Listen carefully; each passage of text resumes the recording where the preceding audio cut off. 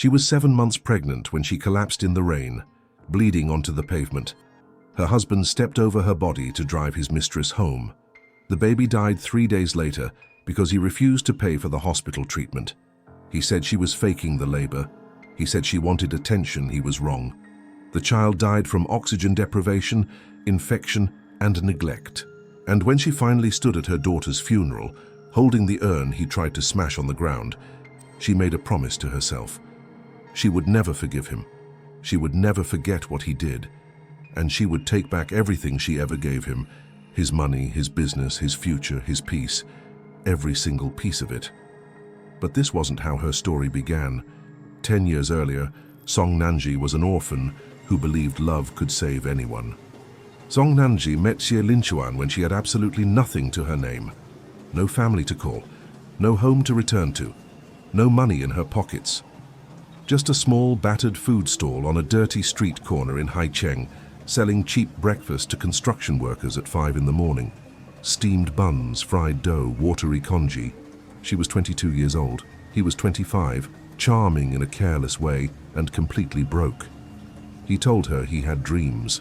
He told her he would build something meaningful. He told her he needed someone like her, someone loyal, someone strong.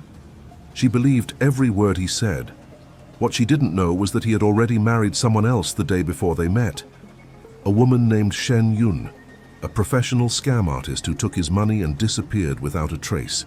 He never told Nanji about any of it.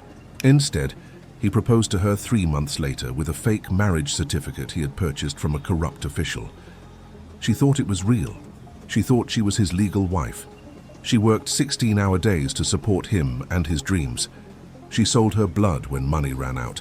She gave him every single cent she earned so he could open a textile factory. She believed in him when no one else did. He never said thank you, not once. Years passed slowly. The factory grew larger. Xie Linchuan became wealthier. Nanji became invisible. She cooked 3 meals a day. She cleaned the house from top to bottom. She raised their daughter Xi Xiangxiang completely alone while he claimed to work late every single night, or so he said. The truth was something much worse. Shen Yun had returned to Haicheng after years of silence, and Xie Linchuan let her walk back into his life like she had never left at all. Shen Yun was beautiful in an effortless way, educated, or so she claimed. She wore expensive French perfume and smiled sweetly at everyone she met. She told people she had studied abroad in Europe. She told people she was a distant relative of the powerful Shen family, one of the wealthiest clans in the entire country. She lied about absolutely everything, but Xie Linchuan believed her. He believed her more than he had ever believed his own wife. Nanji tried to warn him multiple times. "Linchuan, I don't trust this woman. Please be careful around her." He looked at her with pure disgust in his eyes. "You're jealous, that's all this is. Yun is cultured. She's elegant. She's refined. She's everything you could never be." Their daughter, Xie Xiangxiang, started calling Shen Yun Auntie Shen within weeks. She told her mother she smelled like cheap cooking oil. She said Shen Yun smelled like fresh flowers. She said she wished Shen Yun was her real mother instead of Nanji. Nanji said nothing in response. She kept cooking. She kept cleaning. She kept pretending her heart wasn't breaking into smaller and smaller pieces every single day. Then one night, Xiangxiang came home with a massive dog. A German shepherd with cold, dead eyes. Its name was Tony. Shen Yun had given it to her as a birthday gift. Nanji looked at the animal carefully. She saw the way it stared, the way its muscles tensed, the way it growled low in its throat when anyone came close. "Linchuan, we need to get rid of this dog immediately. It's not safe for children." Xiangxiang screamed at her like she had been struck. "You're just jealous again. You hate everything Auntie Shen gives me. You're a terrible mother." Xie Linchuan walked across the room and slapped Nanji hard across the face. The sound echoed through the house. "Stop trying to ruin my daughter's happiness. Stop being so pathetic." Nanji touched her burning cheek. She didn't cry.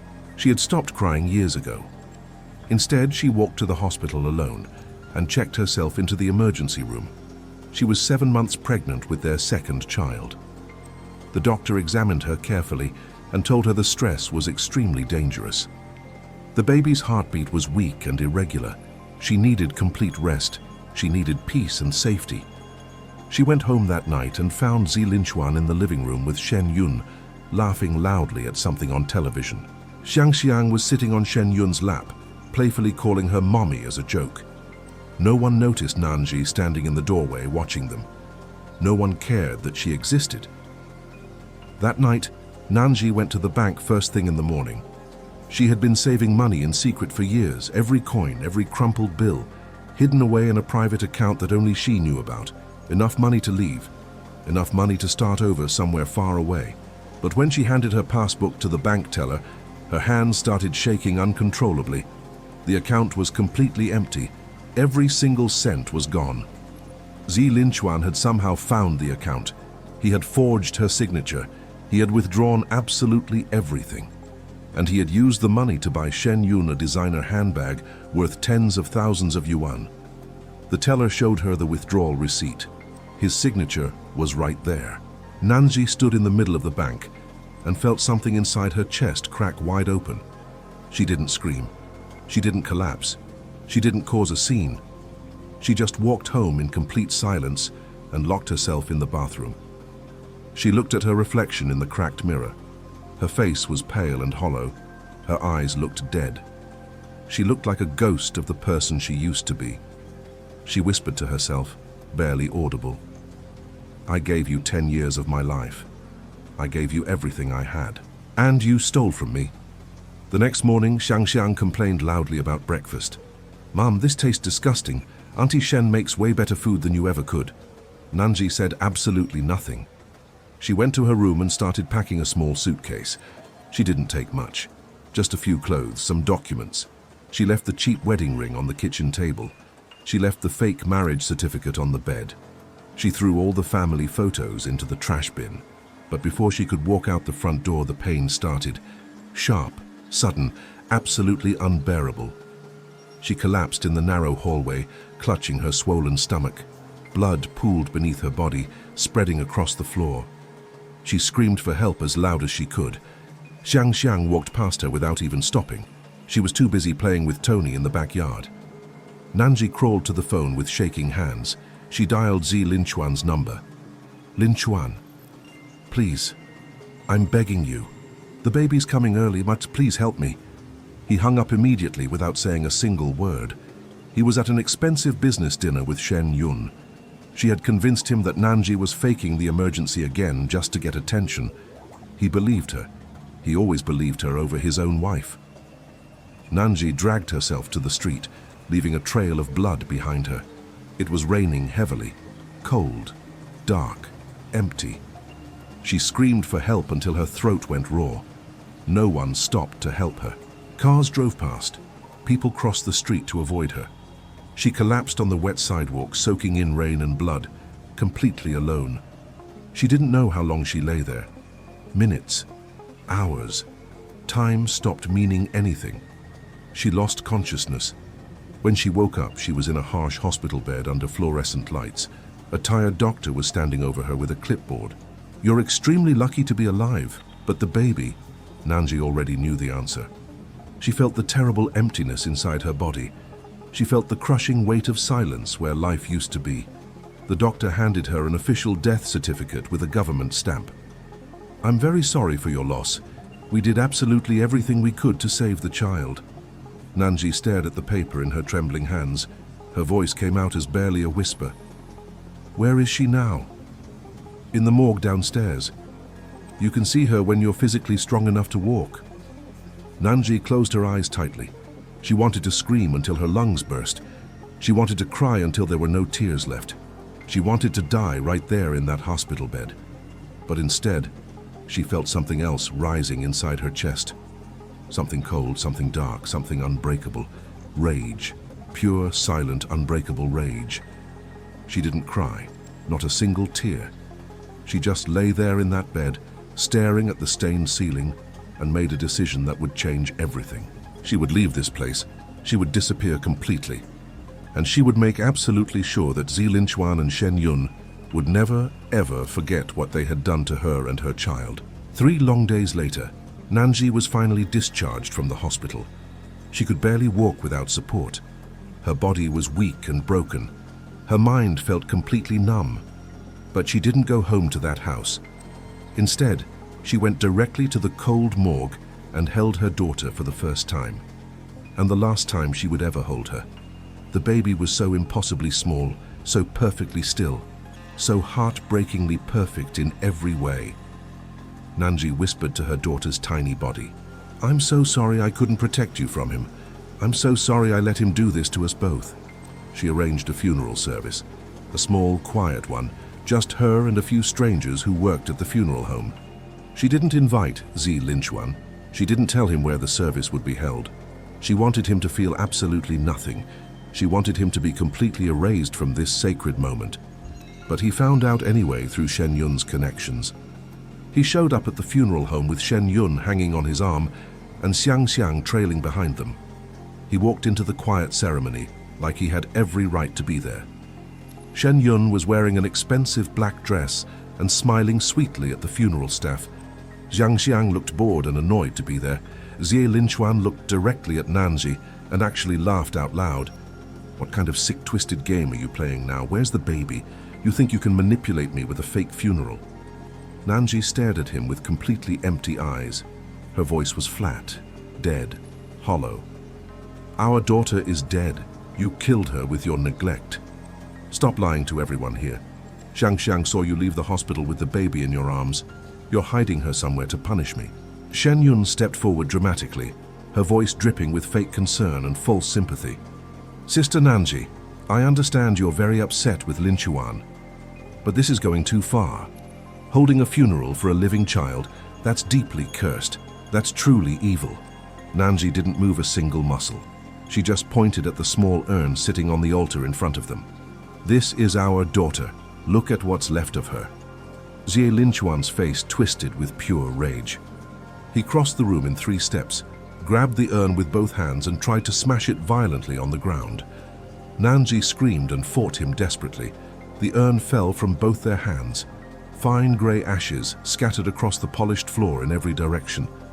Nanji fell to her knees, sobbing uncontrollably, trying to gather the ashes with her bare, shaking hands, trying to collect every precious speck of what remained of her daughter. Zi Linchuan stood over her, breathing hard and angry.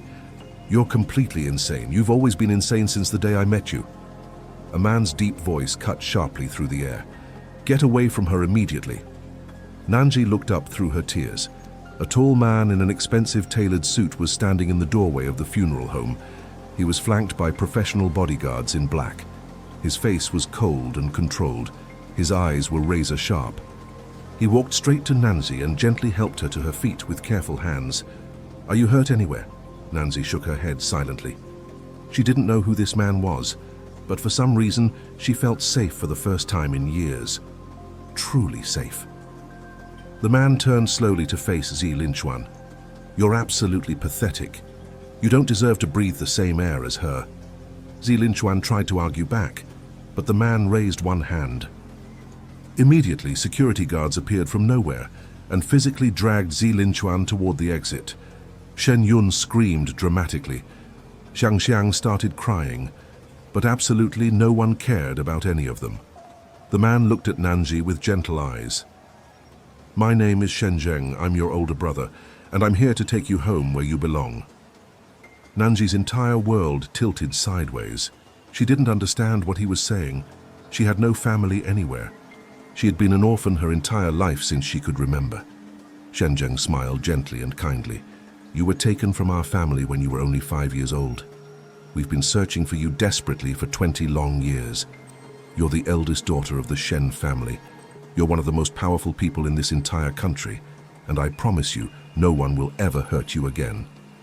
Nanji looked at him, then at the broken urn in her hands, then at the scattered ashes covering the floor. Her daughter reduced to dust. She whispered quietly, "I want to bury my daughter properly first." "Of course. We'll do everything correctly." They buried the baby in a private, beautiful cemetery reserved for the Shen family. Nanji stood completely alone at the small grave for many hours. When she finally left, she didn't look back once. She got into the luxury car with Shen Zheng and drove away from Haicheng. away from Xie Linchuan, away from Shen Yun, away from the life that had completely destroyed her. But she made one crystal-clear promise to herself.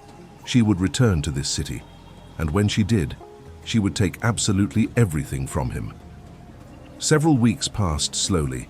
Nanji recovered in the massive Shen family estate. She learned the full truth about her past.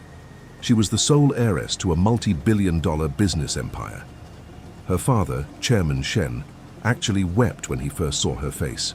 Her brother Shen Zheng vowed to protect her from everything. They gave her everything money could buy: wealth, power, respect, security. But Nanji didn't want any of those things. She only wanted one single thing: revenge. She started quietly investigating Xie Linchuan's entire business operation. She discovered the shocking truth. Every contract he had ever signed, every deal he had ever made, every business partnership he had ever celebrated, all of it had secretly come from the Shen family. She had been the one pulling all the strings from the shadows. Without her family's support, he was absolutely nothing, just a fraud with a fake factory. She made a single phone call to her brother. Cut him off completely, all of it, every contract, every partnership, every dollar. Within just a few days, Xie Linchuan's factory collapsed entirely. Workers quit in massive numbers. Major clients filed huge lawsuits. Crushing debt piled up impossibly high. He lost absolutely everything he thought he had built.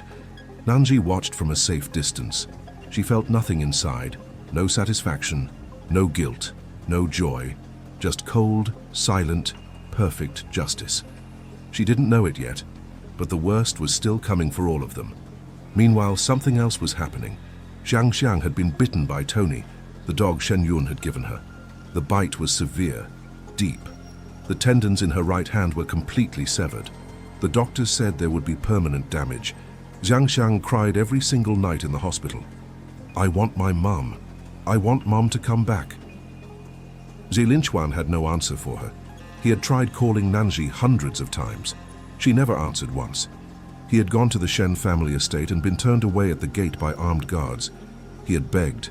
He had screamed her name. He had cried like a child. Nothing worked. She was gone.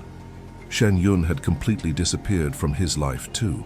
The police had arrested her for fraud, identity theft, attempted murder, and dozens of other crimes. The evidence was absolutely overwhelming. Nanji had personally made sure of that. Shen Yun would spend the next 10 years rotting in prison. Xie Linchuan was completely alone for the first time in his life. One terrible night, Xiang Xiang came home from school with a dark bruise on her face. Xie Linchuan knelt down in front of her.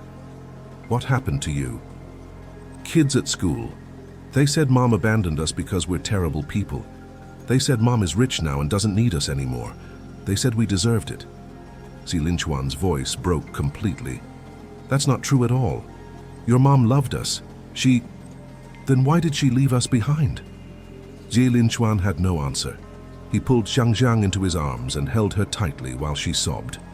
He realized, truly for the first time, how much Nanji had actually done for them. How much she had sacrificed every single day. How much she had endured in complete silence. He had destroyed her piece by piece, and now he was paying the price.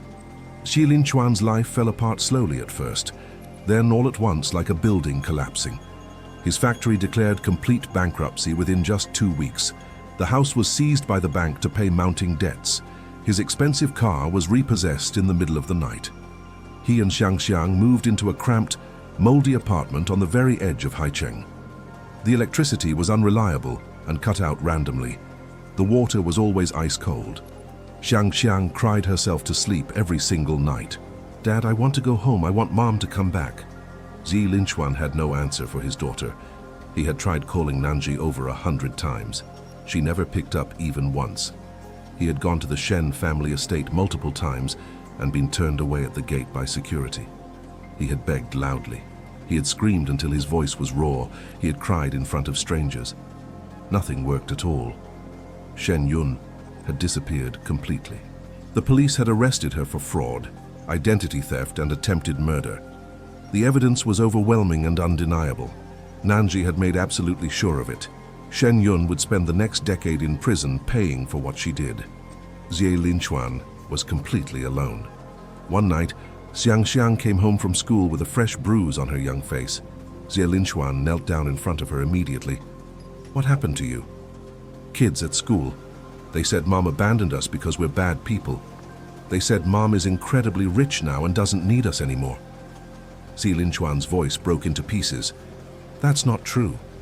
Your mom loved us. Then why did she leave?" Jie Linchuan had no answer. He pulled Xiang into his arms and held her while she cried hard.